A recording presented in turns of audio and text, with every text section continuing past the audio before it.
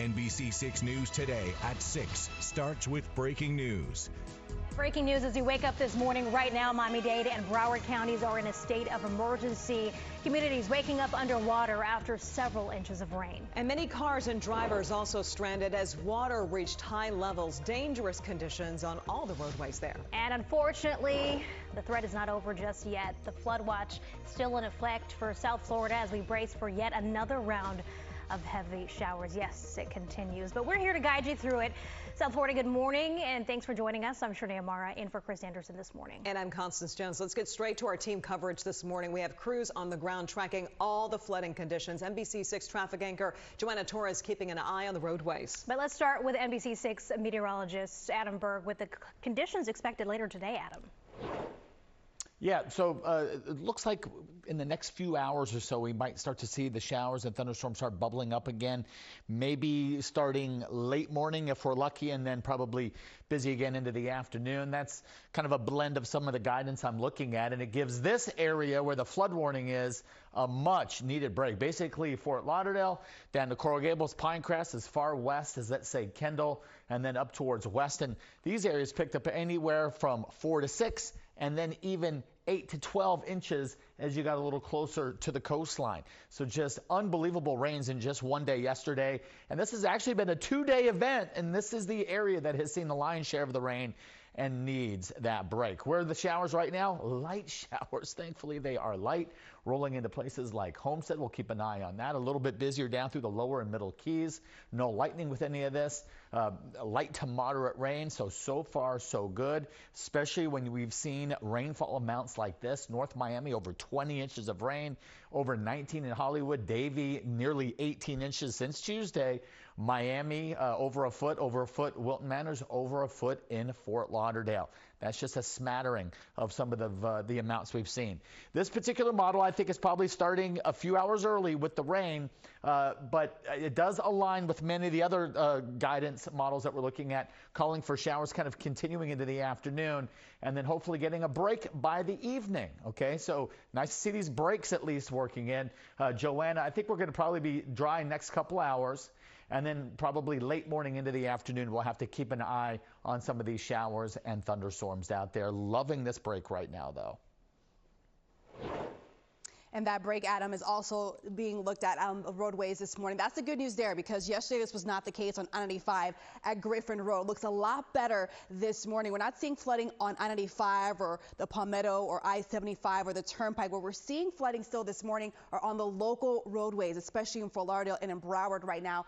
Off of Pembroke Road heading eastbound between 26th Avenue and 22nd Avenue. Still a lot of flooding in that area, as well as Broward Boulevard as you head eastbound at Andrews Avenue is also where we're seeing a lot of flooding right now, causing some closures there. So as you head out this morning, especially on those local roadways, is where you're probably going to see some stalled vehicles. Make sure to give yourself some extra time to seek alternate routes, because a lot of that is where we're seeing that flooding this morning. So we'll continue to monitor these roadways for you. So be careful, pack your patience, and drive safe as you head out. Constance. All right, good advice there, Joanna. Thank you so much. Well, some neighborhoods in Miami looked more like lakes after those downpours. NBC6's Sophia Hernandez continues our coverage live at a flooded home in North Miami. Sophia, you've been speaking to that homeowner there, and that homeowner had no choice but to leave last night. Yeah, that's exactly right. And I kind of want to paint the picture for you. You see this car right here? Well, it was further down the street yesterday. Her husband actually had to help that homeowner bring this car all the way up to here so that it could kind of take a little reprieve from the rain and from the flooding. But I want to get back to that house yesterday and that homeowner. Here's some video from what she experienced yesterday. She says that at 4 p.m. is kind of when that flooding took place for her. And at 9 p.m. is when they had to make that call to evacuate. Now, she says that the sewage was overflowing and that she had 2 pumps there trying to push that water out to kind of receive that water level there. I could tell you that in the last few minutes or so, we've seen a couple of people up and awake this morning. They obviously are either making their way to work. One homeowner came through with her car, and she was telling us that her car's stuck down this street. I want to bring you back to where we are currently right now. You could see further down the street just how bad this flooding is this morning. And she says that her her car is stuck in that water and stalled in that water. You could see a car to your left-hand side is also stalled, stuck there from yesterday. We spoke to some other homeowners that were here just a few minutes ago walking in this water, getting on their way to work. They had their sandals in hand. So again, you can see that this morning when these neighbors and these residents start to wake up, that's really what they're going to be assessing and seeing is what are these damages? What do we have to do? How can we kind of get out and wade out of this water? The good thing here that I will say is that we are seeing electricity on, so whether it was turned off yesterday, it's back on today. So a lot of these homes do have power. We are seeing street lights on as well. And I also want to put in perspective to you, if you look to your right-hand side over here, Tony, you see this white building here, and it has a dark mark, and that kind of just shows how high these water levels were yesterday. And again, this neighbor, this resident that I spoke to yesterday, she told me that these water levels, this is just the worst day of her life. And I want to send things over to Bree Buckley. She is in Edgewater, in another area that saw significant rainfall. Bree, what are you seeing over there? Yeah, Sophia, here we're in the Edgewood neighborhood in Fort Lauderdale. If you remember last April, this was hit just so hard with that historic flooding. Thankfully, I've talked to quite a few neighbors this morning already who tell me their homes have not been damaged. But take a look behind me here. The streets look like rivers as they come together in the intersection down there. You see just how far that water goes, a few inches deep, at least when we're standing here. If we pan over to the right in this intersection here, you can see the water as it comes up. People have been coming out. We've seen some folks walking through, trying to get to their cars outside of the neighborhood. They say they had to leave it out there because of how high the water was. Now folks trying to get to work in the morning. But yeah, the streets out here looking more like rivers as we come through. You know, driving out here, we saw just so many stalled cars on the way. Even in one part, we saw the police had the road blocked off because there were so many stalled cars that other cars just couldn't pass through. So definitely the focus on cleanup this morning as the sun comes up and people are waking up. Back to you. Ivory, thank you. And the American Red Cross is offering resources to those of you who might be impacted by the wicked weather. Maybe you have a neighbor who may not be able to see this, may not have access right now to television. So maybe share this number with your neighbors. If you need help or if you know someone who does, call the number right here on your screen. So take note of this number. It is 561-833-7711. However, if it is an emergency, you should call 911. All right, let's talk about some of the closures that are in place for today. Broward College is expected to make a decision by 7 o'clock this morning. That's in about 55 minutes about the status of their campus and other locations. Florida International University is expected to have normal operations on their main campus in the Engineering Center, but the Biscayne Bay campus and FIU at I-75, those are closed until further notice. That's due to the weather. Broward County Public Schools are also closed today. And the wet weather has been affecting flights out of South Florida throughout the week. According to Flight Tracker FlightAware, so far at Miami International Airport, 32 flights have been delayed and 188 flights have been canceled. And over at Fort Lauderdale Hollywood International Airport, at least 31 flights have been delayed and 38 have been canceled today. Now, we've been speaking with frustrated passengers who were delayed for hours or left stranded altogether. This is insane. Like, that's a lot of water. It's like a waterfall right there. It's crazy. Came to Miami to have fun, soak in the sun, but it's really turned out a little bit different than what we thought. Well, for those who had high hopes of being up in the air, you're going to have to wait a little longer for the weather to clear, or check with your airline before heading out the door.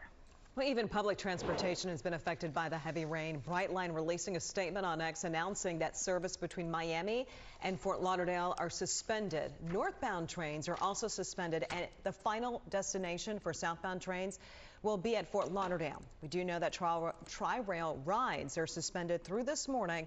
Miami-Dade Transit and the Metro Rail and Metro Mover are open today.